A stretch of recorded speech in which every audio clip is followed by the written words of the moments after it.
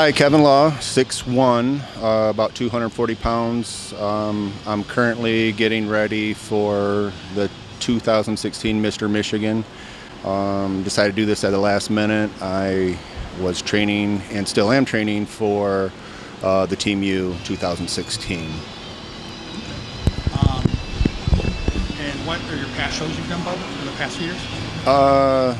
The Mr. Michigan, I did 2015 super heavyweight division, took first, didn't get the overall. Just been a show that I've been chasing like a lot of other people. Love to win it. So we're going to see what we can do this year. Okay. And today, go ahead and tell us what you train, Bud, and the movements and what you like about it. We started out with some shoulder presses. Went as heavy as we could. Kind of beat up, getting close to the show, about a week out now. And so we're just staying heavy as we possibly can, and we did about 4 sets and probably 10 reps per exercise there. And what were whatever movements you did? We did a combination. We call them the killers. We did that next, which is front raises, side raises, and then we did, you do a little bit of rear delts in that, so a combination of all. Okay. And then you finish off with biceps after? Yeah, we did a couple other exercises I left out. We did some shrugs and also some rear delts off the pec machine. Mainly just concentrate on heavy weight and then also some squeezing movements. So nothing crazy right now. Like I said, a little bit beat up. Okay, and then you went on the arms then? Yep, went on to some bicep curls. Started out with barbell curls and did about 5 sets there. Progressed with the weight. Once again, 10 reps, and then we went from there and we did another combination of some biceps alternating with some forearm movements. Okay. So you're about 1 week out, but what do you do differently this prep as opposed to like your other shows from last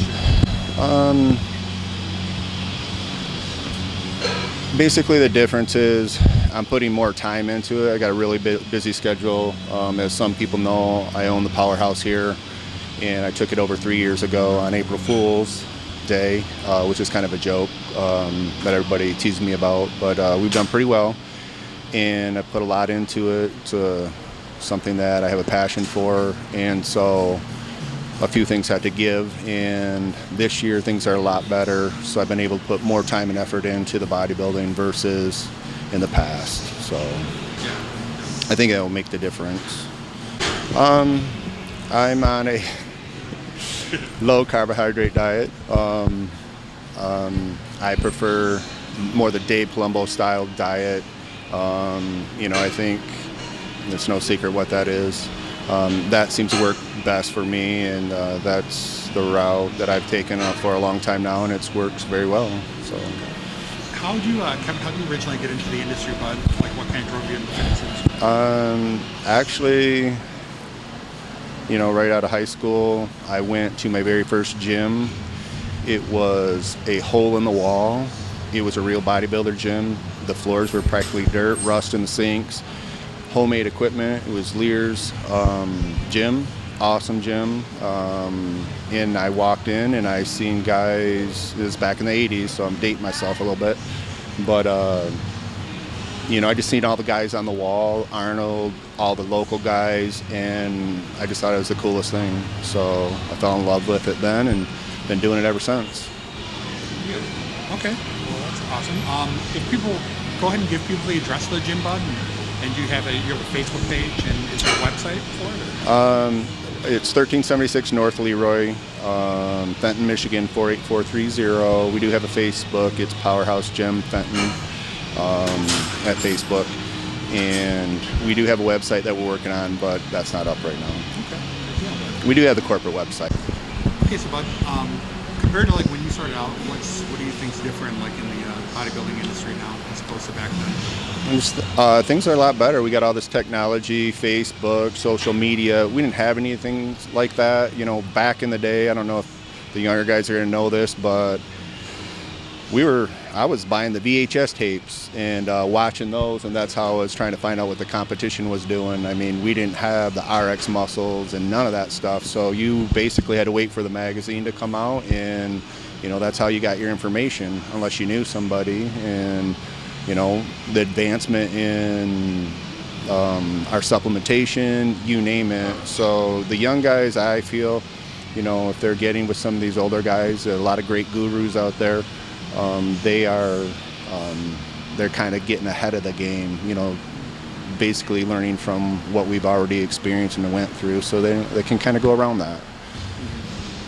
Do you think back then there was a greater sense of camaraderie kind of stuff? Oh,